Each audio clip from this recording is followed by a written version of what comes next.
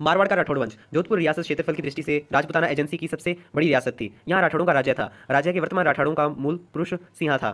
सिंहा के समय का बिट्ठू गांव में उसका मृत्यु स्मारक देवली लेख मिला है। उसकी देवली पर छोटे लेख के अतिरिक्त उसका कोई शिलालेख या दानपत्र नहीं मिलता है। सिंहा राठौड़ को कन्नौज के गहड़वाड़ जयचंद का वंशज माना जाता है।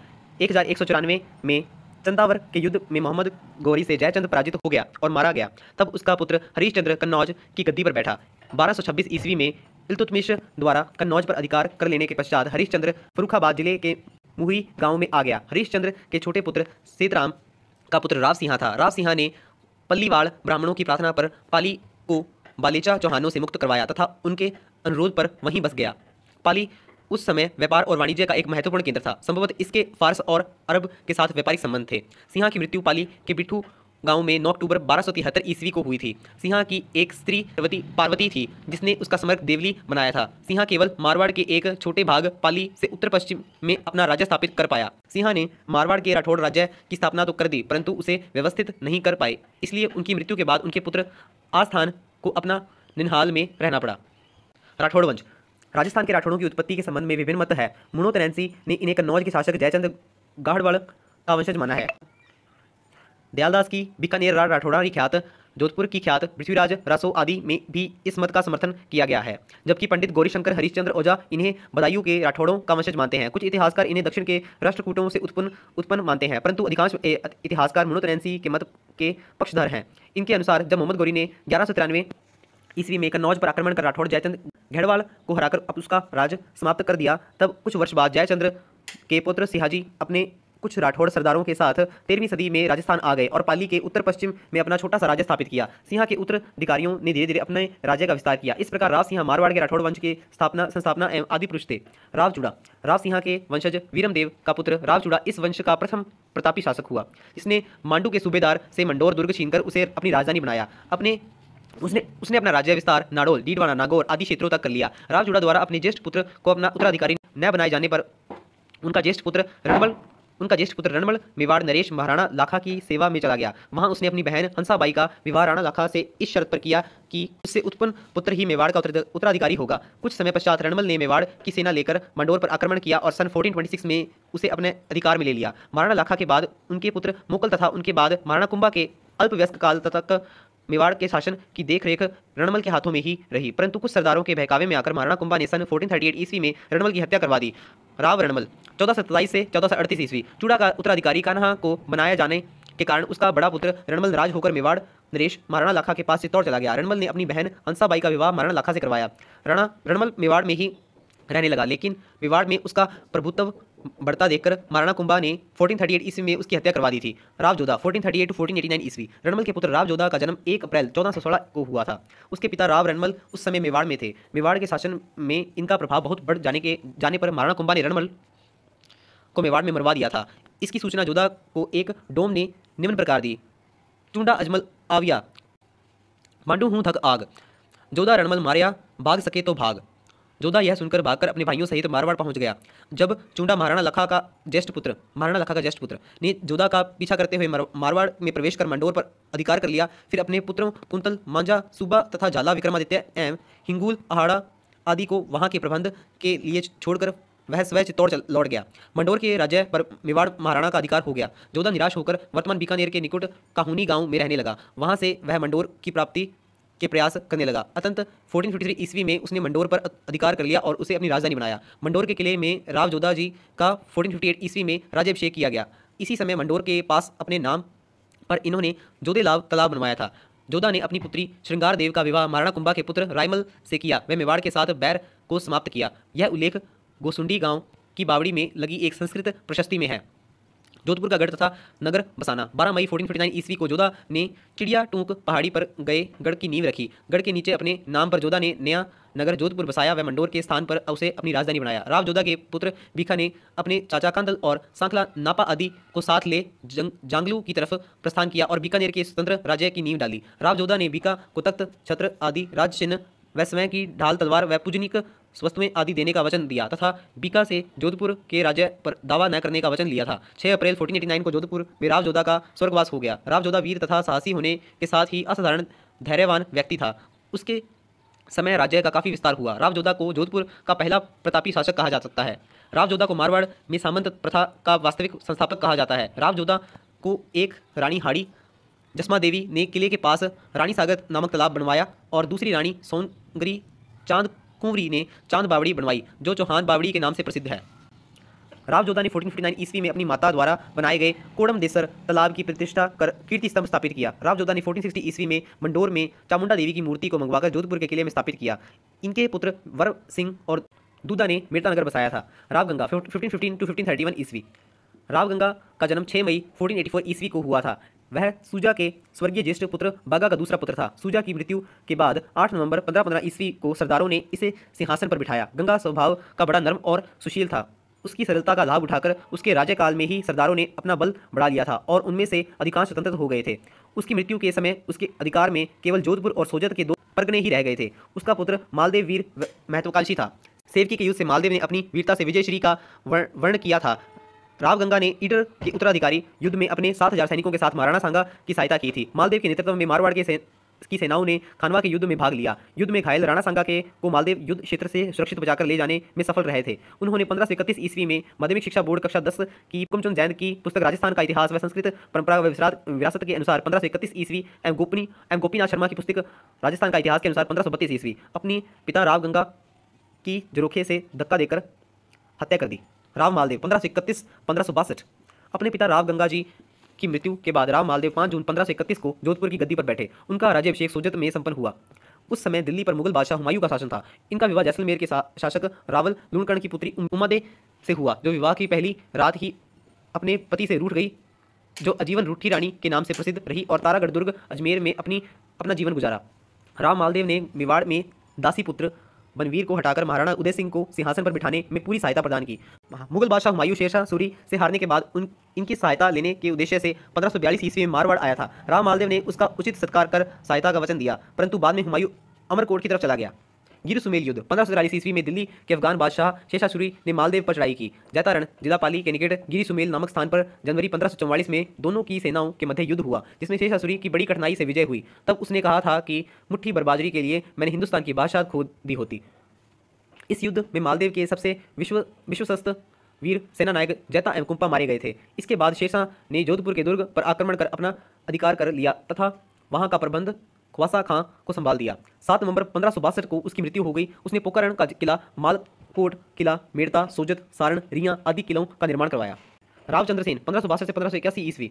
रावचंद्र सेन मारवाड़ नरेश राव मालदेव के तीसरे पुत्र थे। इनका जन्म 16 जुलाई 1541 को हुआ। राव मालदेव के देहांत के बाद उन्हीं की इच्छा अनुसार उनका कनिष्ठ पुत्र रावचंद्र सेन 1562 में जोधपुर की गद्दी पर बैठा। इस राज्यारोहण से असंतुष्ट सामंतों ने रावचंद्र सेन के भाइयों में कलह उत्पन्न कर दी। रावचंद्र सेन व उनके भाइयों की कलह का लाभ मुगल बादशाह अकबर ने उठाया। अकबर ने नागौर में अपनी हाकिम हुसैन कुली बेग को रावचंद्र सेन पर चढ़ाई कर जोधपुर का किला छीनने का आदेश दिया। युद्ध के दौरान रावचंद्र सेन परिवार सहित भादरा जून की तरफ चले गए। 1564 ईस्वी में जोधपुर किले पर मुगल सेना का अधिकार हो गया। नागौर दरबार नवंबर 1570 ईस्वी में अकबर अजमेर से नागौर पहुंचा और वहां अपना दरबार लगाया। राजस्थान के कई राजपूत राजा उसकी सेवा में वहां उपस्थित हुए और अकबर की अधीनता स्वीकार की, जिनमें जैसलमेर नरेश रावल हरराय जी, बीकानेर नरेश राव कल्याणमल जी व उनके पुत्र राय सिंह जी तथा रावचंद्र सेन के बड़े भाई उदय सिंह जी प्रमुख थे। रावचंद्र सेन जी भी भादराजून से नागौर दरबार में आए थे, परंतु अन्य राजाओं की तरह उन्हें अकबर की गुलामी स्वीकार नहीं की एवं चुपचाप वहां से भादराजून चले गए। इस पर अकबर उनसे नाराज हो गए। इस दरबार के बाद अकबर ने 30 अक्टूबर 1572 ईस्वी में बीकानेर के शासक कल्याणमल के पुत्र कुंवर राय सिंह को जोधपुर का सूबेदार नियुक्त किया।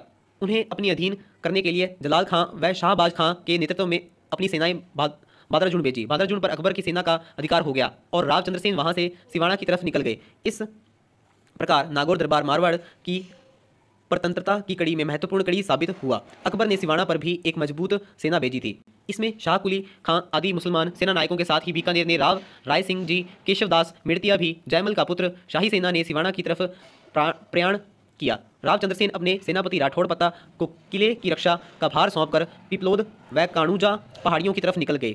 शाही सेना असफल रही।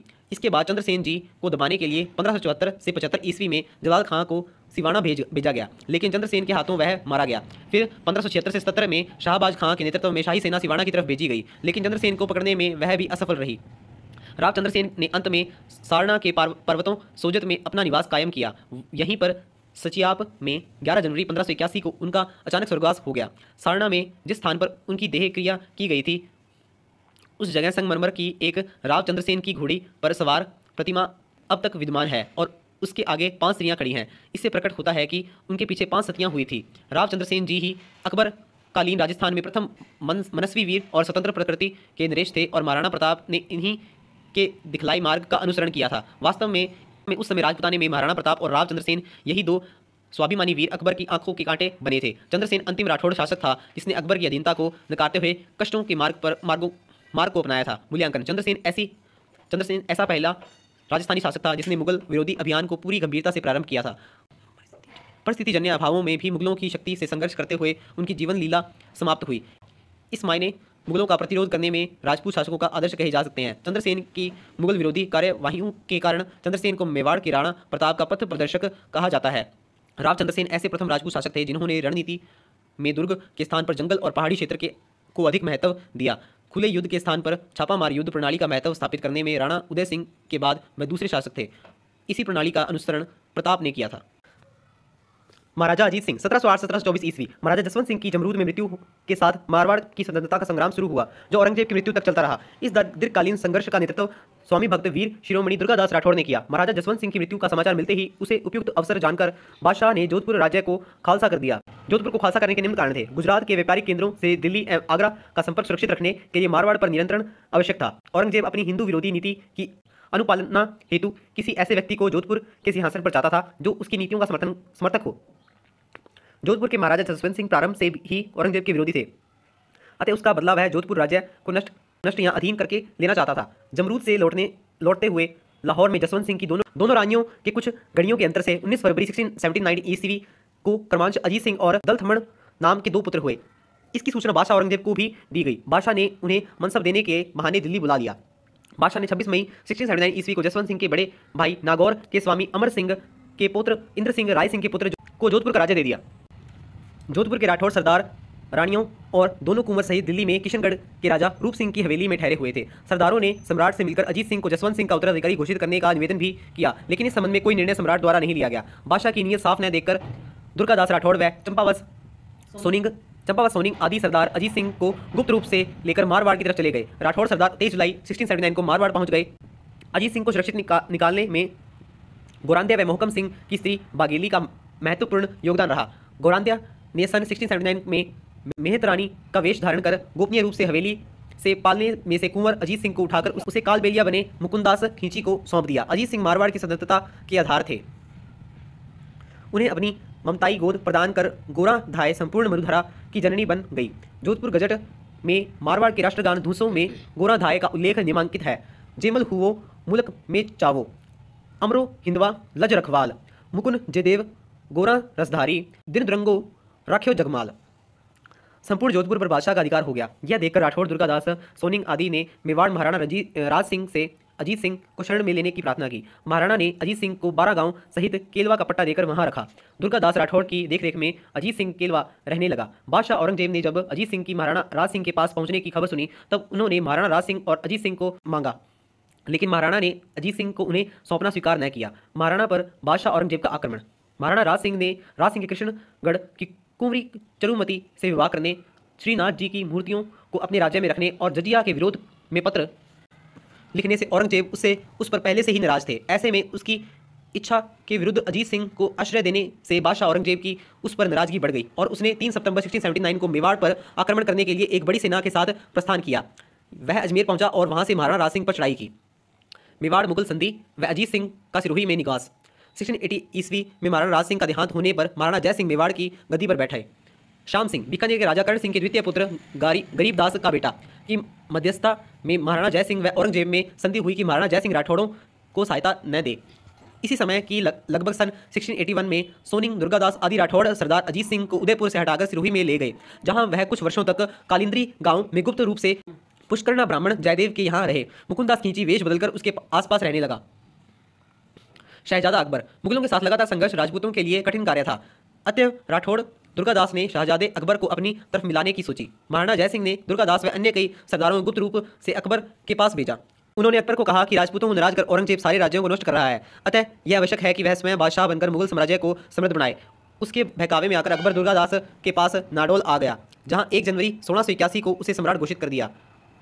औरंगजेब यह सूचना पाकर स्तब्ध रह गया। अकबर ने महाराणा जय सिंह को कुछ परगने और अजीत सिंह को जोधपुर का राज्य देने का वचन दिया। शहजादा अकबर ने तहव्वुर खां को अपना मुख्यमंत्री बनाया। औरंगजेब ने शहजादे मुअज्जम को अकबर को गिरफ्तार करने के लिए मारवाड़ भेजा। अकबर की सुरक्षा के साथ साथ अजीत सिंह की रक्षा हेतु भी दुर्गादास ने अकबर को दक्षिण में ले गई।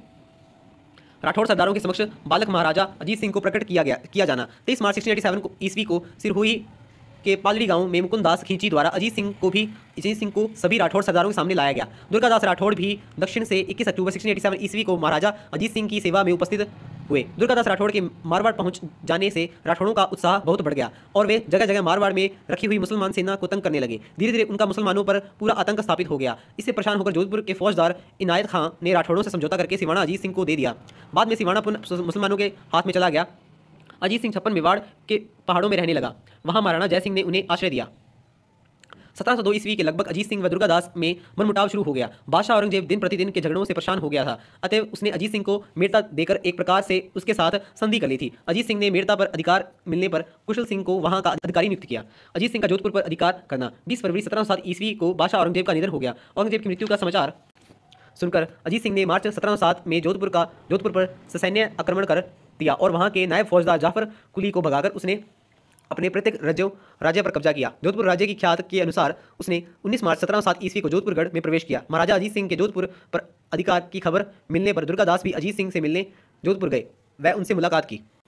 शहजादा मुअज्जम का सिंहासनारूढ़ होना। बादशाह औरंगजेब की मृत्यु होने पर शहजादा मुअज्जम और उनके छोटे भाई आजम में धौलपुर और आगरा के बीच जाजब नामक स्थान पर हुए युद्ध में मुअज्जम की विजय के बाद शहजादा मुअज्जम शाह आलम बहादुर शाह के नाम से मुगल साम्राज्य का स्वामी बना।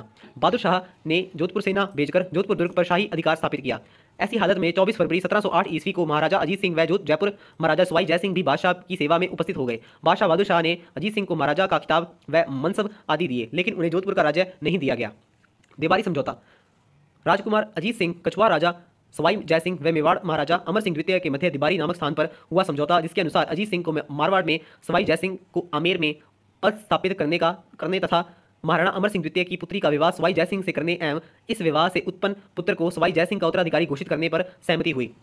अजीत सिंह का पुनः जोधपुर पर अधिकार होना। अजीत सिंह जयपुर के राजा जय सिंह व उदयपुर के महाराणा अमर सिंह की सम्मिलित सेना के प्रयासों से अजीत सिंह ने जोधपुर राज्य को हस्तगत किया और 4 जुलाई 1708 ईस्वी को सवाई जय सिंह व दुर्गादास सहित जोधपुर दुर्ग में प्रवेश किया। महाराजा अजीत सिंह के सिंहासनासीन होने के अवसर पर महाराजा सवाई जय सिंह ने उनके टीका किया। दुर्गादास का मारवाड़ से निर्वासित किया जाना। अपने अपूर्व वीरता, स्वामी भक्ति, युद्ध कौशल, राजनीतिक योग्यता व स्वार्थ त्याग के कारण दुर्गादास की प्रतिष्ठा राठौड़ सरदारों व अन्य राजाओं में काफ़ी बड़ी हुई थी। उनकी यह बढ़ती हुई प्रतिष्ठा महाराजा को असह्य होने से उन्होंने बुरे लोगों के बहकावे में आकर दुर्गादास को, जिसने उनके बाल्यकाल से ही उनकी पूरी मदद की थी, मारवाड़ से निकाल दिया। इससे महाराजा की बड़ी बदनामी हुई। दुर्गादास वहां से उदयपुर महाराणा अमर सिंह द्वितीय की सेवा में चले गए। उन्हें वहां विजयपुर की जागीर दी गई। 1717 ईस्वी में वे उज्जैन चले गए, जहां उनकी 22 नवंबर 1718 ईस्वी को मृत्यु हो गई। उनका अंतिम संस्कार शिप्री नदी के तट पर हुआ। वहां उनकी एक छतरी बनाई गई है। वहां पर उनकी एक छतरी बनाई गई। इसी के गुणगान में इसलिए भाट गाते हैं, मायड़ एड़ो पूत जण जेड़ो दुर्गादास बांध मुड़ासे थामियों बिन खंबे आकाश।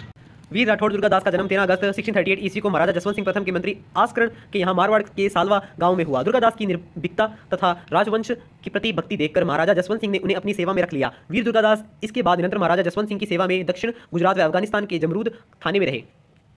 महाराजा जसवंत सिंह के देहांत के बाद राजकुमार अजीत सिंह की रक्षा व उन्हें जोधपुर का राज्य पुनः दिलाने में वीर दुर्गादास राठौड़ का महती योगदान रहा। राजस्थान के इतिहास में मेवाड़ के पन्नाधाय के पश्चात दुर्गादास दूसरे व्यक्ति हैं जिनकी स्वामी भक्ति अनुकरणीय है। बादशाह बहादुर शाह की मृत्यु पर 29 फरवरी 1712 ईस्वी को फरुखशियर दिल्ली के तख्त पर बैठा।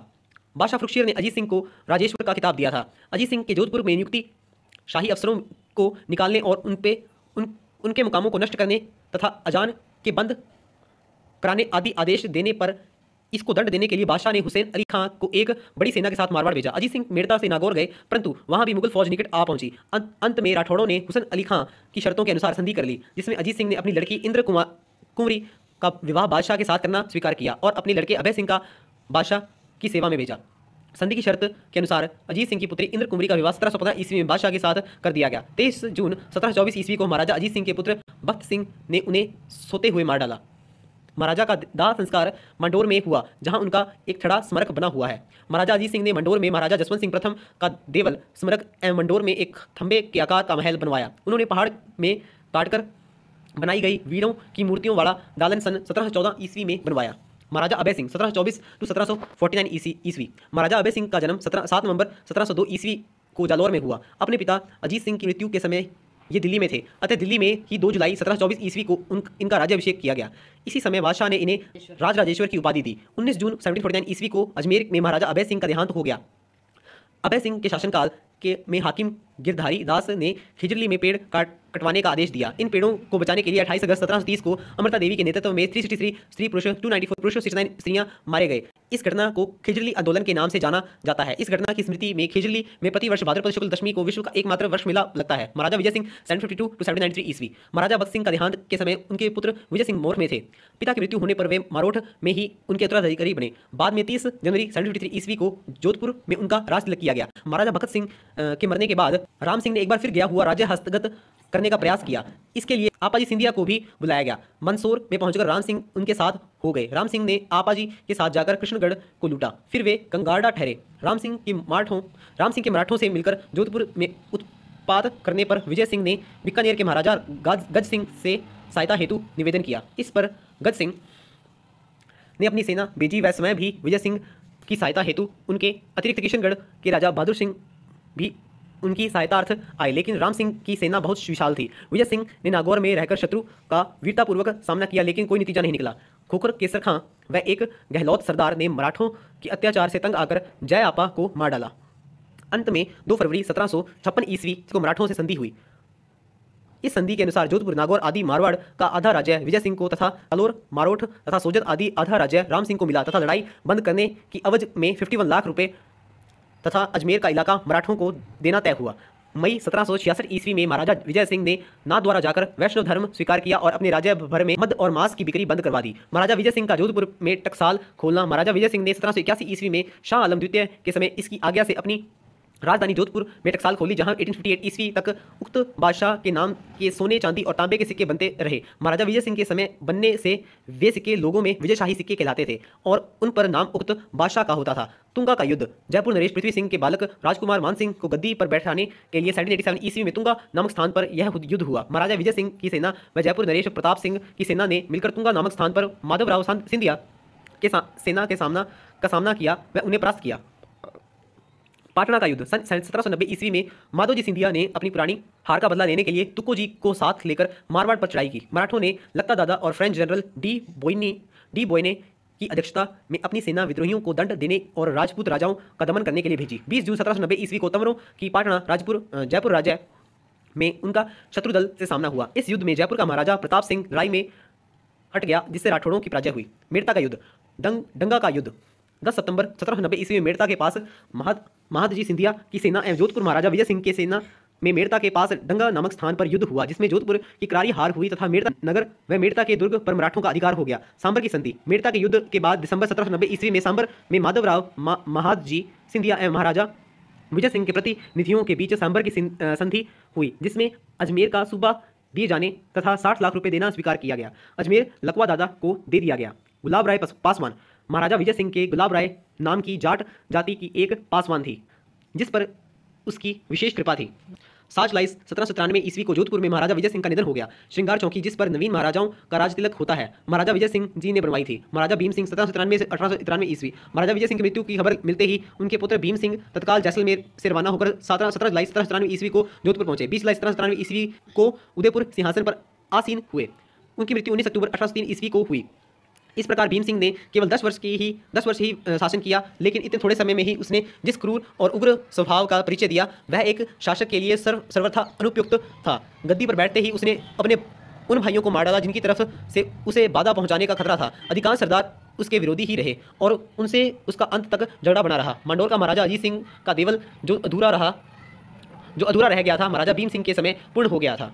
महाराजा मान सिंह 1803 से 1843 मान सिंह महाराजा विजय सिंह के पुत्र और गुमान सिंह के पुत्र थे। इनका जन्म 13 फरवरी 1743 ईस्वी को हुआ था। इन्होंने अपने चचेरे भाई भीम सिंह के जोधपुर की गद्दी पर बैठने पर जालौर दुर्ग का आश्रय लिया। भीम सिंह ने जालौर के गढ़ पर घेरा डाल दिया था, जिससे मान सिंह ने रसद आदि की तंगी हो जाने के कारण गढ़ खाली करने का इरादा कर लिया था। गढ़ के भीतर जलंधर नाथ का मंदिर था। मान सिंह वहां दर्शनार्थ जाया करते थे। वहां का पुजारी आयस देवनाथ था। इन्होंने मान सिंह को कहा कि यदि वे कार्तिकी सुदी 21 अक्टूबर 1803 ईस्वी तक गढ़ खाली नहीं करें तो गढ़ उससे कभी नहीं छूटेगा, वह जोधपुर का राज्य भी उसे ही मिलेगा। मान सिंह ने उनका कहा मान लिया। इसी बीच 19 अक्टूबर 1803 ईस्वी को महाराजा भीम सिंह का देहांत हो गया। उनके देहांत के बाद 5 नवंबर 1803 ईस्वी को मान सिंह जोधपुरगढ़ में पहुंचे। अंग्रेजों के साथ संधि की बातचीत होना। ईस्ट इंडिया कंपनी ने महाराजा के साथ संधि करने के लिए एक अहदनामा तैयार किया, जिस पर 22 दिसंबर 1803 ईस्वी को जनरल जेराल्ड लेक के हस्ताक्षर अकबराबाद सूबे के सरहिंद नामक स्थान पर हुए। 15 जनवरी 1804 ईस्वी को गवर्नर जनरल ने अपनी स्वीकृति दे दी, पर महाराजा मान सिंह ने इससे इनकार करते हुए एक दूसरा ही संधि पत्र अपनी तरफ से पेश किया।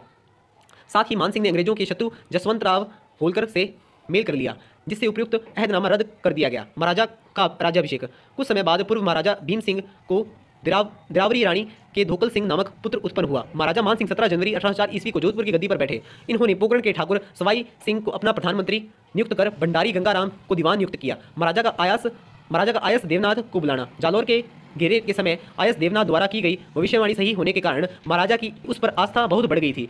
इन्होंने सोड़ स्वरूप को भेजकर उन्हें जोधपुर बुलाया व अपना गुरु बनाया। राज्य कार्य में देवनाथ की सलाह प्रधान मानी जाने लगी। पुस्तक प्रकाश संग्रहालय की स्थापना। यह जोधपुर दुर्ग में प्राचीन हस्तलिखित ग्रंथों व बहियों का संग्रहालय है, जिसकी स्थापना महाराजा मान सिंह ने 2 जनवरी 1805 ईस्वी को मेहरानगढ़ दुर्ग में की। महामंदिर की प्रतिष्ठा होना। गुलाब सागर के पास नाथ संप्रदाय के महामंदिर के निर्माण का कार्य मान सिंह की राज्य प्राप्ति के समय ही शुरू कर दिया गया था। 4 फरवरी 1805 ईस्वी को उसकी प्रतिष्ठा की गई और देवनाथ वहां का अधिकारी नियत किया गया। कृष्ण कुमारी विवाद। उदयपुर महाराणा भीम सिंह की कन्या कृष्ण कुंवरी का विवाह जोधपुर महाराजा भीम सिंह जी से होना निश्चित हुआ था, परंतु उनका स्वर्गवास हो जाने पर महाराणा ने उसका विवाह जयपुर नरेश जगत सिंह जी से करने पर विचार किया। यह बात महाराजा मान सिंह को अनुचित लगी और उन्होंने दोनों ही घरानों उदयपुर व जयपुर को समझाया कि जिस कन्या का विवाह जोधपुर राजघराने में स्थिर हो चुका है, उसका विवाह दूसरे राजकुल में करना उचित नहीं है। लेकिन किसी ने भी इस बात पर ध्यान नहीं दिया। विवाह को लेकर जयपुर एवं जोधपुर में युद्ध की स्थिति बन गई। जोधपुर के बख्शी सिंह इंद्राज एवं जयपुर के दीवान रायचंद की समझाइश पर दोनों नरेशों ने कृष्ण कुंवरी से विवाह न करने का आश्वासन दिया एवं झगड़ा शांत हो गया। सवाई सिंह चंपावत ने बीकानेर नरेश सूरत सिंह के साथ मिलकर जयपुर नरेश जगत सिंह को जोधपुर पर आक्रमण करने हेतु तैयार कर लिया। बीकानेर नरेश सूरत सिंह भी जयपुर के पक्ष में हो गए। जसवंत राव होलकर जो प्रारंभ में महाराजा मान सिंह के पक्ष में थे, उन्हें रुपये देकर लौटा दिया गया। जयपुर की सेना अमीर खां पिंडारी की सेना एवं बीकानेर की सेना गिंगोली पर्वतसर नागौर के मैदान में आ डटी। उधर महाराजा मान सिंह भी सेना सहित वहां पहुंचे। 13 मार्च 1807 को प्रारंभ युद्ध में महाराजा मान सिंह के कई सरदार उनसे अलग हो गए। फलस्वरूप मान सिंह को 19 मार्च को युद्ध स्थल से वापस लौटना पड़ा। जयपुर एवं बीकानेर की सेना की जीत हुई। जयपुर व बीकानेर की सेना मारोठ, पर्वतसर, सांभर, नामा, डीडवाना, जैतारण, सोजत, नागौर एवं मेड़ता पर अधिकार करते हुए जोधपुर पहुंची, जहां हुए युद्ध में जयपुर की संयुक्त सेना का 18 अप्रैल 1807 ईस्वी को जोधपुर शहर पर अधिकार हो गया। सितंबर 1807 ईस्वी को अमीर खां पिंडारी व सिंगी इंद्रराज की सेना ने जयपुर पर आक्रमण किया। इसकी सूचना जयपुर महाराजा जगत सिंह को मिलते ही वे जोधपुर में जयपुर के लिए रवाना हुए। बीकानेर नरेश सूरत सिंह भी बीकानेर चले गए। ठाकुर सवाई सिंह चंपावत भी नागौर चला गया। इस प्रकार जोधपुर से दुश्मन का घेरा समाप्त हो गया। जोधपुर पर महाराजा मान सिंह का अधिकार बना रहा। मेवाड़ महाराजा भीम सिंह ने लाचार होकर अमीर खां पिंडारी व अजीत सिंह चंडावत के दबाव पर अपनी पुत्री कृष्ण कुंवरी को मारने हेतु जवानदास को भेजा, लेकिन उससे यह कार्य नहीं हो सका। अंत में सारी बात ज्ञात होने पर राजकुमारी स्वयं ने विष का प्याला पीकर 21 जुलाई 1810 ईस्वी को अपने जीवन लीला समाप्त कर ली।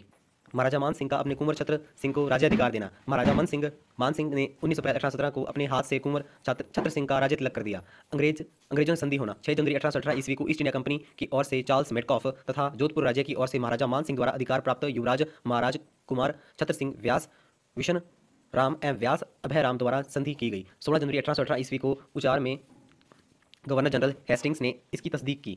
महाराजा छत्र सिंह की मृत्यु। अंग्रेजों के साथ संधि होने के बाद कुंवर छत्र सिंह बहुत अधिक दिनों तक जीवित नहीं रहे। वह 26 मार्च 1818 ईस्वी को उसका देहांत हो गया। महाराजा मान सिंह अब राज्य कार्य के प्रति और भी उदासीन हो गए थे। उन्होंने एकांतवास अपना लिया। महाराजा मान सिंह ने 3 नवंबर 1818 ईस्वी को एकांतवास का परित्याग किया व दरबार किया। 1831 में लॉर्ड विलियम्स बेंटिंक द्वारा अजमेर में आयोजित दरबार का महाराजा मान सिंह ने बहिष्कार किया था। जोधपुर लीजियन का गठन 7 दिसंबर 1835 ईस्वी को महाराजा मान सिंह व अंग्रेजों के बीच हुई संधि के तहत 1857 के गदर के समय इस सेना ने बगावत की, अतः बाद में इसे तोड़कर 43वीं एरनपुरा रेजिमेंट कायम की।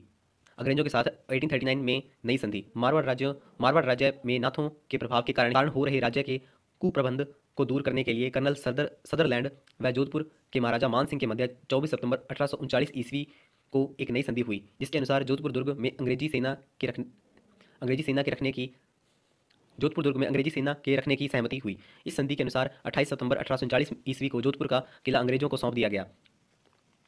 राजकार्य की देखभाल का जिम्मा पॉलिटिकल एजेंट लुडलो पर रहा। 8 मार्च 1840 ईस्वी को गढ़ से अंग्रेजी थाना हटा लिया गया और अंग्रेज अधिकारियों के साथ महाराजा मान सिंह ने गढ़ में प्रवेश किया। नाथों का जोधपुर में जुल्म बहुत बड़ा हुआ था, लेकिन महाराजा का उन पर कोई नियंत्रण नहीं था। अंग्रेजों ने नवनाथ, मेहरनाथ व शीलनाथ को गिरफ्तार कर अजमेर भेज दिया।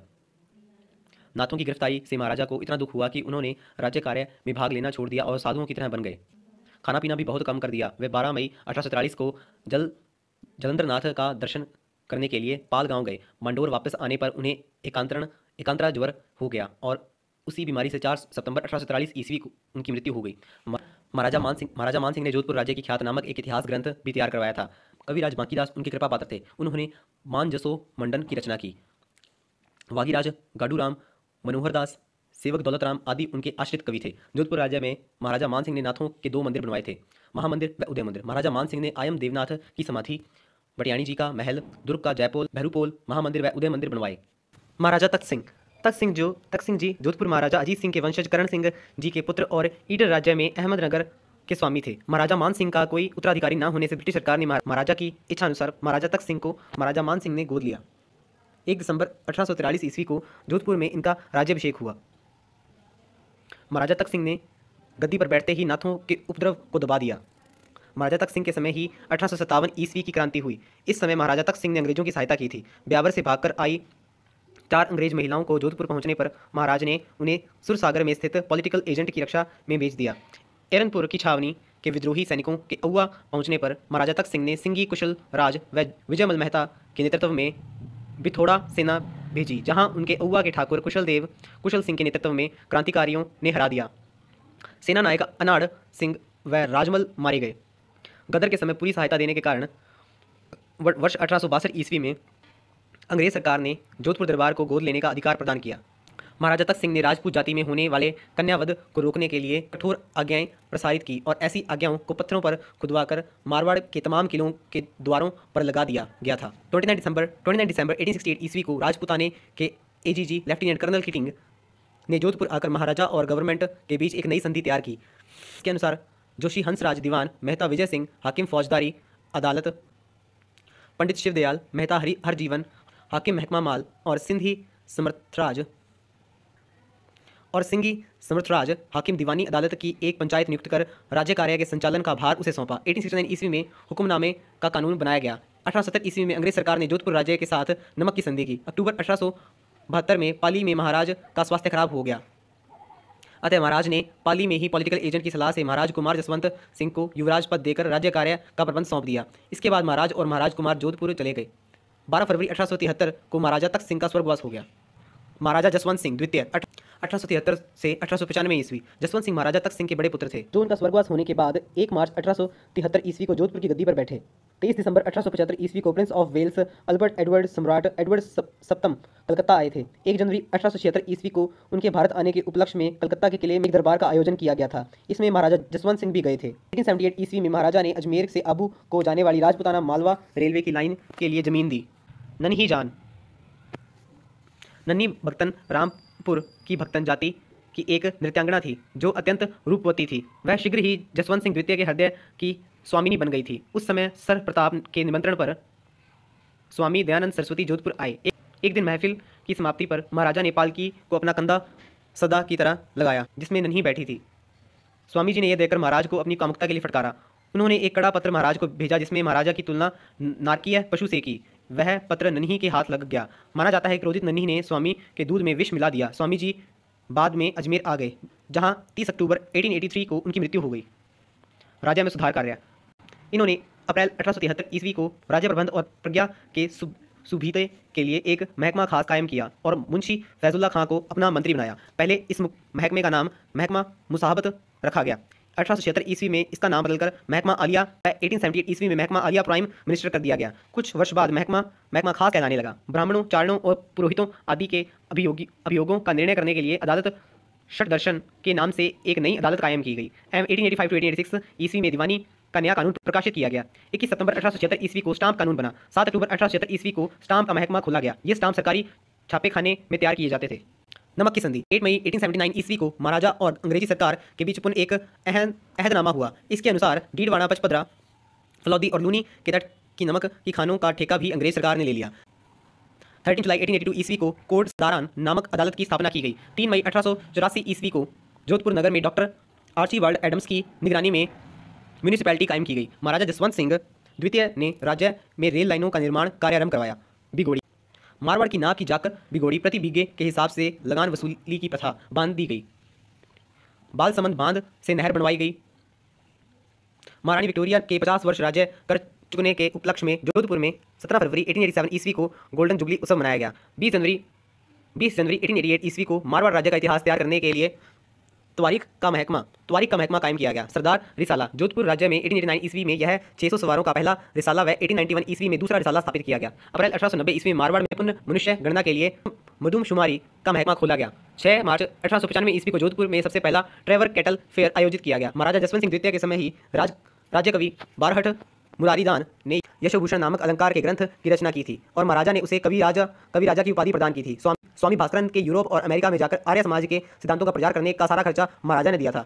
न्यायालयों को एक ही स्थान पर स्थापित करने के लिए महाराजा के प्रधानमंत्री प्रताप सिंह ने नई जुबली कोर्ट्स कचहरी बनाई थी। 11 अक्टूबर 1895 को महाराजा जसवंत सिंह जी का देहांत हो गया। महाराजा सरदार सिंह जी 1895 से 1911 ईस्वी। सरदार सिंह जी महाराजा जसवंत सिंह जी द्वितीय के पुत्र थे, जो उनके स्वर्गवास के बाद 18 अक्टूबर 1895 में जोधपुर की गद्दी पर बैठे। इनका जन्म 11 फरवरी 1880 ईस्वी को हुआ था। उस समय उनकी उम्र 16 वर्ष थी। अतः उनके चाचा प्रताप सिंह जी मुसाहिब आला रीजेंट बनाए गए और राज्य का कार्य पुरानी काउंसिल की सहायता से होने लगा। दक्षिण अफ्रीका के युद्ध के छिड़ जाने से अंग्रेज सरकार के 9वें लांसर्स रिसाले के रिक्त स्थान की पूर्ति के लिए मेजर जस सिंह के नेतृत्व में जोधपुर का रिसाला मथुरा भेजा गया। अगस्त 1900 ईस्वी में चीन में युद्ध छिड़ जाने पर प्रताप सिंह जी जोधपुर के सरदार रिसाला को साथ लेकर चीन गए। वहां पर इस रिसाले ने वीरतापूर्ण कार्य किया। अंग्रेज सरकार ने प्रसन्न होकर जोधपुर को अपने झंडे पर चाइना 1900 लिखने का सम्मान प्रदान किया। 12 जून 1905 ईस्वी को महाराजा सरदार सिंह जी द्वारा माजी जाडे जी राजकंवर के बनाए गए राजरण छोड़ जी मंदिर की प्रतिष्ठा की गई। 20 मार्च 1911 ईस्वी को 31 वर्ष की अवस्था में ही महाराजा सरदार सिंह जी का स्वर्गवास हो गया।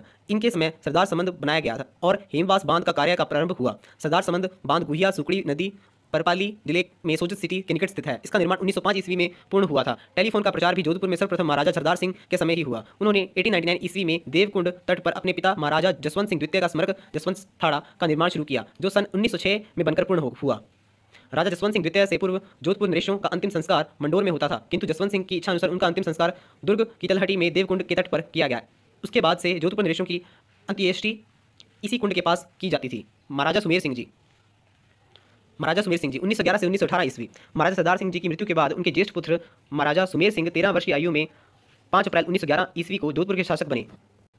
अतः राज्य प्रबंध के लिए रीजेंसी काउंसिल स्थापित की गई। महाराजा प्रताप सिंह को इसका रीजेंट बनाया गया। अक्टूबर 1912 ईस्वी में जोधपुर में चीफ कोर्ट की स्थापना हुई और इसका पहला चीफ जज मिस्टर ADC बार को बनाया गया। 4 अगस्त 1914 ईस्वी को जर्मनी व इंग्लैंड में युद्ध छिड़ने पर महाराजा सुमेर सिंह व वृद्ध महाराजा प्रताप सिंह जोधपुर के रिसाले को साथ लेकर ब्रिटेन के सहायतार्थ 12 सितंबर 1914 ईस्वी को लंदन के लिए रवाना हुए। सम्राट जॉर्ज पंचम ने नवयुवक महाराजा सुमेर सिंह की वीरता और उत्साह से प्रसन्न हो उन्हें 15 अक्टूबर 1914 ईस्वी को ब्रिटिश भारत की सेना का ऑनररी लेफ्टिनेंट नियत किया। महाराजा प्रताप सिंह जी की वीरता से प्रसन्न होकर फ्रांस के प्रेसिडेंट ने उन्हें लीजियन डी और ऑनर ग्रांड ऑफिसर का और मिस्र के सुल्तान ने प्रथम श्रेणी का ग्रांड कार्डन of the order of the Nile का खिताब दिया था। इसी समय मिस्र के सुल्तान ने महाराजा सुमेर सिंह जी को भी ग्रांड कार्डन of the order of the Nile की उपाधि से सम्मानित किया। भारत सरकार ने महाराजा प्रताप सिंह को JCB और लेफ्टिनेंट जनरल के पदों से सुशोभित किया था। 1 अक्टूबर 1915 ईस्वी को जोधपुर में अजयबघर के साथ ही एक सार्वजनिक पुस्तकालय की स्थापना की गई। अगले वर्ष इसका नाम बदलकर सुमेर पब्लिक लाइब्रेरी कर दिया गया। इस वर्ष 1917 में अजयबघर का नाम महाराजा सरदार सिंह के नाम पर सरदार म्यूजियम रखा गया। 26 जनवरी 1916 को लॉर्ड हार्डिंग्स ने जोधपुर आकर राज्य का पूर्ण अधिकार महाराजा सुमेर सिंह को सौंप दिया। इस पर महाराजा ने रीजेंसी काउंसिल के स्थान पर स्टेट काउंसिल की स्थापना की। महाराजा सुमेर सिंह के समय सुमेर कैमल कोर की स्थापना की गई। महाराजा सुमेर सिंह के समय ही जोधपुर लाड़नू की टेलीफोन लाइनें खुली। 3 अक्टूबर 1918 ईस्वी को महाराजा सुमेर सिंह जी का देहांत हो गया। महाराजा सर उमेद सिंह जी बहादुर 1918-1947 ईस्वी। महाराजा सुमेर सिंह के स्वर्गवास के बाद उनका कोई पुत्र न होने के कारण महाराजा सुमेर सिंह के छोटे भ्राता उमेद सिंह 14 अक्टूबर 1918 ईस्वी को 16 वर्ष की कम की उम्र में जोधपुर की गद्दी पर बैठे। अतः 4 दिसंबर 1918 ईस्वी को राज्य प्रबंध के लिए महाराजा सर प्रताप सिंह की अध्यक्षता में रेजेंसी काउंसिल बनाई गई। इसके अलावा खास मामलों में राय देने के लिए परामर्शदात्री सभा भी बनाई गई। 8 फरवरी 1912 ईस्वी को जब दिल्ली में नरेंद्र मंडल चैम्बर ऑफ प्रिंसेस का उद्घाटन किया गया, तब महाराजा उमेद सिंह जी भी वहां जाकर उक्त मंडल में सम्मिलित हुए। 27 जनवरी 1923 ईस्वी को महाराजा उमेद सिंह का राज्याभिषेक किया गया। इस अवसर पर भारत के वाइसराय और governor general Lord reading Jodhpur आए। 3 जनवरी 1927 ईस्वी को जोधपुर में इंपीरियल बैंक की शाखा खोली गई। महाराजा उमेद सिंह भवन पैलेस महाराजा उमेद सिंह ने अकल राहत कार्यों के तहत 1928 से 43 ईस्वी के मध्य उमेद भवन पैलेस का निर्माण कराया। उन्होंने 18 नवंबर 1929 ईस्वी को चित्र पहाड़ी पर बनाए गए अपने विशाल राज्य भवन चित्र पैलेस उमेद भवन पैलेस की नींव रखी। यह भवन Indo deco style beaux art style में निर्मित किया गया है। इसके वास्तुविद विद्याधर भट्टाचार्य व सर सैम्यूल स्विंटन जैकब थे। इसके इंजीनियर हेनरी वॉन लेंचेस्टर थे। इसका निर्माण 1943 ईस्वी में पूर्ण हुआ। विंडम अस्पताल महाराजा उमेद सिंह ने 9 सितंबर 1932 ईस्वी को जोधपुर में 300 बेड की क्षमता वाले विंडम अस्पताल की स्थापना की। स्वतंत्रता के बाद स्वर्गीय सरदार वल्लभ भाई पटेल ने इसका नाम महात्मा गांधी अस्पताल रखा। 10 मई 1933 ईस्वी को मारवाड़ की रियासत का नाम जोधपुर स्टेट के बदले जोधपुर गवर्नमेंट कर दिया गया और काउंसिल के मिनिस्टर कहलाने लगे। मारवाड़ के तत्कालीन chief minister sir Donald Field को de facto ruler of Jodhpur state कहा जाता था। महाराजा उमेद सिंह ने आर सुधालकर समिति की रिपोर्ट के अनुसार 24 जुलाई 1945 ईस्वी को जोधपुर राज्य में संवैधानिक सुधारों की घोषणा की। फिर जोधपुर राज्य में विधान परिषद की स्थापना की गई। 28 मार्च 1947 ईस्वी को महाराजा ने the Jodhpur legislative assembly rules का अनुमोदन किया। 29 अप्रैल 1938 ईस्वी को महाराजा उमेद सिंह जी ने सुमेर संबंध से लाई गई नहर समर संबंध वाटर सप्लाई चैनल का उद्घाटन किया। इसका पानी इकट्ठा करने के लिए तख्त सागर बांध भी बनाया गया। इस नहर के बन जाने से जोधपुर नगर में पानी की कमी दूर हुई। महाराजा उमेद सिंह की पूर्वी अफ्रीका की द्वितीय यात्रा, ये इस बार केन्या जाने के लिए 22 दिसंबर 1934 ईस्वी को जोधपुर से रवाना हुए। यह यात्रा केन्या के स्थान पर करंजा नामक जहाज द्वारा की गई। प्रथम विश्व युद्ध और जोधपुर का सरदार रिसाला। प्रथम विश्व युद्ध के प्रारंभ होते ही जोधपुर के सरदार रिसाले की पहली रेजिमेंट और उसकी दूसरी रेजिमेंट का कुछ भाग युद्ध स्थल के लिए भेजा गया। पहले इस रिसाले को स्वेज नहर की रक्षा का भार सौंपना निश्चित हुआ था, परंतु वहां पहुंचने पर इसे मार्शलीज, ऑर्लेंस, फिलिस्तीन आदि जगह भेजा गया। महाराजा हनुमंत सिंह जून 1947 से 30 मार्च 1949 ईस्वी। महाराजा उमेद सिंह की 9 जून 1947 को मृत्यु के बाद महाराजा हनुमंत सिंह 21 जून 1939 को जोधपुर के शासक बने। इनके समय ही जोधपुर राज्य का राजस्थान में विलय किया गया। महाराजा हनुमंत सिंह ने पाकिस्तान के गवर्नर जनरल मोहम्मद अली जिन्ना व नरेंद्र मंडल के अध्यक्ष भोपाल के नवाब हमीदुल्लाह खां से मिलकर अपनी रियासत को एक स्वतंत्र इकाई रखना चाहा था, लेकिन इसका पता चलते ही मेनन ने उन्हें भारत में सम्मिलित होने के लिए राजी करते हुए 10 अगस्त 1947 को विलीनीकरण के दस्तावेज पर हस्ताक्षर करा लिए। उनका 26 जनवरी 1952 ईस्वी में एक प्लेन दुर्घटना में निधन हो गया। उन्होंने महारानी सेंड्रा देवी राठौड़, पूर्व में सेंड्रा मैकब्राइड व मुस्लिम एक्ट्रेस जुबेदा से शादी की। जुबेदा का नाम बाद में धर्म परिवर्तन पर विद्या रानी राठौड़ कर दिया गया था। महत्वपूर्ण तथ्य: दस्तरी का महकमा। मारवाड़ राज्य के इस विभाग में राज्य संबंधी खास घटनाओं का विवरण लिखा जाता है। मारवाड़ में सर्वप्रथम 1926 ईस्वी में कोऑपरेटिव क्रेडिट सोसाइटी का कानून बनाकर Jodhpur railway cooperative credit society की स्थापना की गई। सायर का महकमा यह जोधपुर रियासत का कस्टम्स का महकमा था। वॉल्टर राजपूत हितकारिणी सभा, इस सभा की स्थापना राजपुताना के तत्कालीन एजीजी कर्नल वॉल्टर की अध्यक्षता में अजमेर में की गई थी और इसका उद्देश्य राजपूतों और चारणों के यहाँ की शादी और गमी में होने वाले खर्चों में कमी करना था। 17 मार्च 1936 ईस्वी को तत्कालीन वाइसरॉय लॉर्ड विलिंगडन ने नए public garden Willingdon garden, Umed garden उसमें बनाए गए चिड़ियाघर और लाइब्रेरी के नए भवन का उद्घाटन किया। इजल्स खास पहले अपीलें और अर्जियां महाराज के प्राइवेट सेक्रेटरी के पास पेश की जाती थी, परंतु 1933 से इजलास ए खास नाम से एक महकमा स्थापित किया गया। स्मॉल कॉज कोर्ट सन 1936 ईस्वी में छोटे नगद रुपयों के मामले का शीघ्र फैसला करने के लिए जोधपुर में एक स्मॉल कॉज कोर्ट की स्थापना की गई। उसे 500 रुपये तक के मुकदमे का फैसला करने का अधिकार था। रेख, यह जागीरदारों पर लगने वाला राजकीय कर है। जागीरदारों से रेख के रूप में रुपये वसूल करने का रिवाज पहले अकबर के समय चला था। मारवाड़ में भी सबसे पहले सवाई राजा शूर सिंह के समय से जागीरदारों के पट्टों पे उनके गांवों की रेख दर्ज की जाने लगी।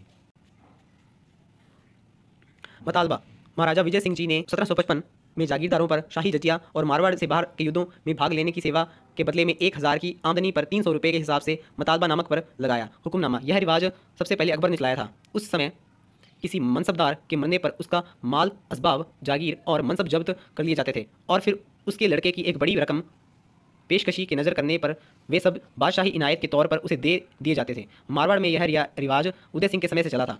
उसके बाद सवाई राजा शूर सिंह ने इस पेशकशी की रकम जागीर की 1 वर्ष की आय के बराबर नियत कर दी। महाराजा अजीत सिंह जी ने राजा राजेश्वर का खिताब प्राप्त करने के बाद इसका नाम बदलकर हुक्मनामा कर दिया।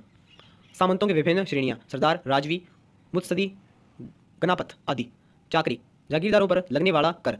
भाव, जिसको यह ताज़ीम मिलती थी उसके महाराजा के सामने उपस्थित होकर और अपनी तलवार को उनके पैरों के पास रखकर उनके घुटनों या अचकन के पल्लों को छूने पर महाराजा उसके कंधे पर हाथ रख देते थे। हाथ का कुर्ब, जिसको यह ताज़ीम मिलती थी, उसके महाराजा साहिब का घुटना या दामन छूने पर महाराजा साहिब उसके कंधे पर हाथ लगाकर अपने हाथ को अपनी छाती तक ले जाते थे। लाख पसाव, जिसे यह पुरस्कार दिया जाता था, उसे वस्त्र, आभूषण, हाथी, घोड़ा और कम से कम 1000 से 5000 तक का वार्षिक आय की जागीर दी जाती थी। ताज़ीम, मारवाड़ दरबार द्वारा 2 प्रकार की ताज़ीम दी जाती थी।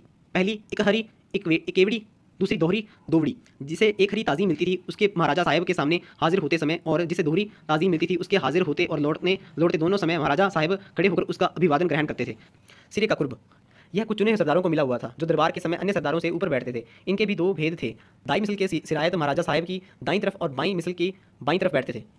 हाथी सिरोपाव, जिसको यह सिरोपाव मिलता था उसे राजा के कपड़ों वगैरह के सब मिलाकर 780 रुपये दिए जाते थे, परंतु विवाह के मौके पर चौके और कमरबंद की कीमत मिलाकर 1849 रुपये मिलते थे। इसके अलावा महाराजा साहब के नज़दीकी भाई बंधुओं को, जो मारवाड़ में महाराज कहलाते थे, विशेष कृपा और मान प्रदर्शित करने के लिए 1000 रुपये दिए जाते थे।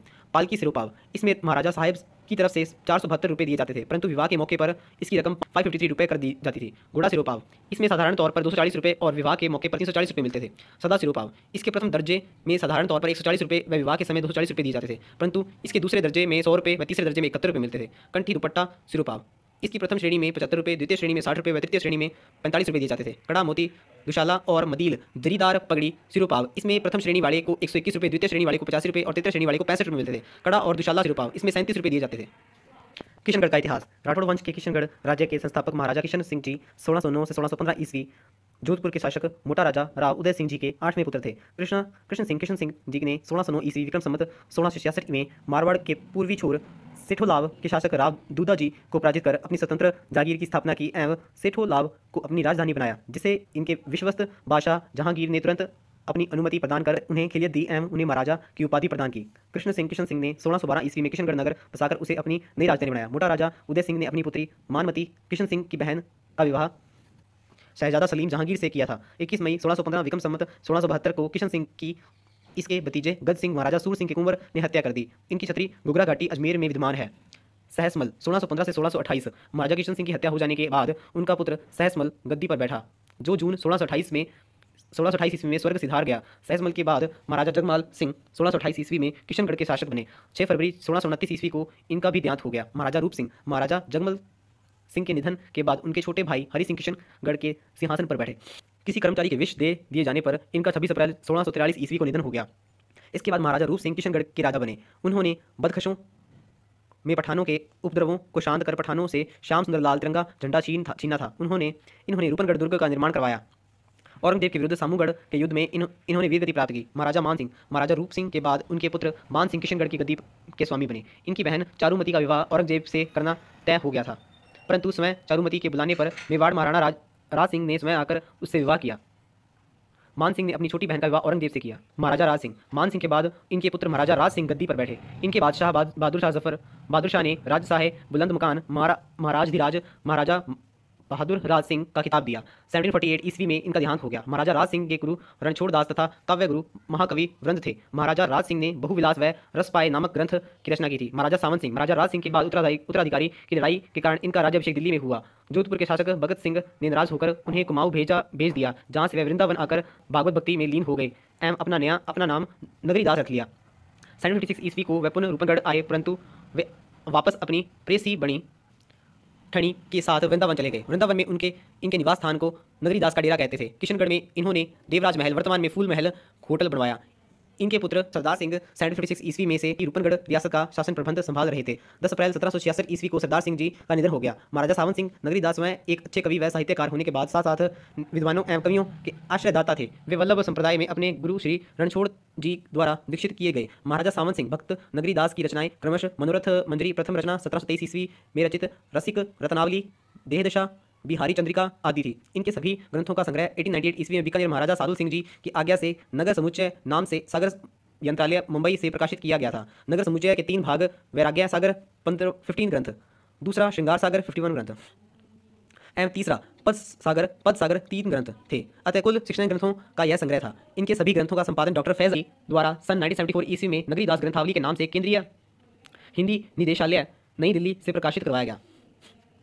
महाराजा बिरद सिंह सरदार सिंह के निधन के बाद उनके भाई बहादुर सिंह जो किशनगढ़ के राजा थे के पुत्र बिरद सिंह रूपनगढ़ के शासक बने। सरदार सिंह के समय किशनगढ़ राज्य के 2 हिस्से कर रूपनगढ़ के सरदार सिंह जी को एवं किशनगढ़ बहादुर सिंह को दिया गया था। 15 फरवरी 1782 ईस्वी को बहादुर सिंह का निधन हो गया। इसके बाद उनके पुत्र बिरद सिंह किशनगढ़ के शासक बने।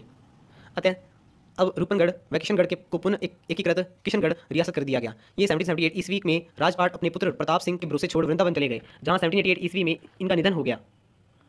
इसके बाद महाराजा प्रताप सिंह 1788 ईस्वी में किशनगढ़ के राजा हुए। 1798 ईस्वी में इनका निधन हो गया। महाराजा कल्याण सिंह 1798 ईस्वी में किशनगढ़ की गद्दी पर प्रताप सिंह के पुत्र कल्याण सिंह बैठे। इन्होंने 1817 ईस्वी में अंग्रेजों के साथ संधि कर ली।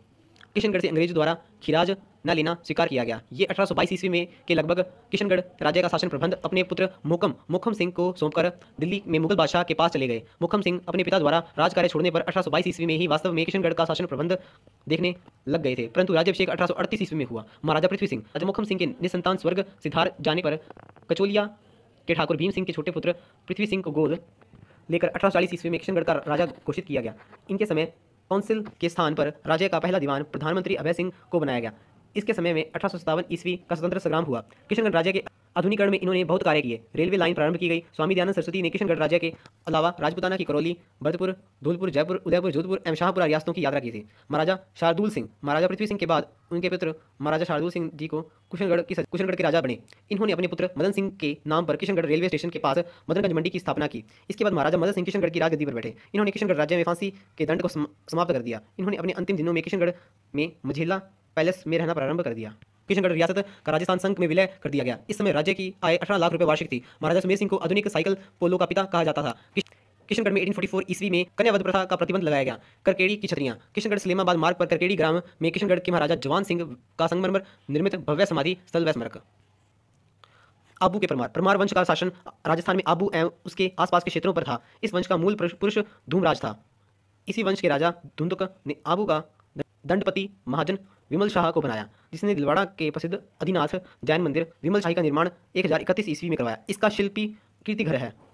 आबू के अलावा जालौर, वागड़ तथा मालवा पर भी परमारों के शासन का उल्लेख मिलता है। वागड़ में इनकी राजधानी आथुर्णा थी, जहां इन्होंने कई मंदिरों का निर्माण करवाया, जो आज भी इनके वैभव की कहानी कहते हैं। मालवा का राजा भोजपुर एक समृद्धि शासक हुआ, जिसने स्वयं अनेक ग्रंथों की रचना की एवं साहित्य तथा संगीत के उत्थान में योगदान दिया। 13वीं सदी के अंत तक परमार शासन का अंत हो गया था। मारवाड़ का मूल बिसरा नायक किसे कहा जाता है? रावचंद्र सेन। मुंडियार ख्यात में मुख्य रूप से किस राज्य के शासकों का वर्णन किया गया है? मारवाड़। सुमेल युद्ध में शेष सूरी का मुकाबला राव मालदेव के किन 2 सेना नायकों ने किया था? जैता व कुंपा। दुर्गादास राठौड़ ने मारवाड़ के किस शासक को गद्दी पर बिठाने में सहयोग दिया? अजीत सिंह। जिंगोली पर्वतसर का युद्ध 1807 ईस्वी लड़ा गया था जयपुर और जोधपुर के मध्य। राजस्थान के निम्नलिखित शासकों में से किससे 1576 ईस्वी में चंद्रसेन के दमन हेतु मुगल सेना के साथ भेजा गया था? बीकानेर के राय सिंह को। उन 2 राजपूत नेताओं की पहचानिए जिन्होंने मालदेव के विरुद्ध शेरशाह से गठजोड़ लिया? बीरमदेव और लाव कल्याणमल। कर्मसोत कुल निम्न में से कौन से राजवंश से संबंधित है? राठौड़। मारवाड़ से निष्कासन के बाद दुर्गादास को मेवाड़ राज्य दिया गया। हाकिम। कतिपय राजपूत शासकों की सूची नीचे दी गई है। राणा सांगा, चंद्रसेन, मान सिंह, राय सिंह। तो इसमें आपके पास सही है राणा सांगा और चंद्रसेन। दुर्गादास राठौड़ की छतरी किस राज्य में स्थित है? मध्य प्रदेश। निम्नलिखित में से कौन सा स्थान जोधपुर के पतन के बाद चंद्रसेन का प्रमुख केंद्र बन गया? सिवाना। 1570 ईस्वी में चंद्रसेन के विरुद्ध किसके नेतृत्व में मुगल सेना जोधपुर भेजी? हुसैन कुली खां। गिरी सुमेल का युद्ध किस वर्ष में लड़ा गया था? 1544। फारसी इतिहासकार फारसी फरिश्ता अबुल फजल बदायूं निजामुद्दीन ने राजस्थान के किस शासक को हशमत वाला शासक कहा था?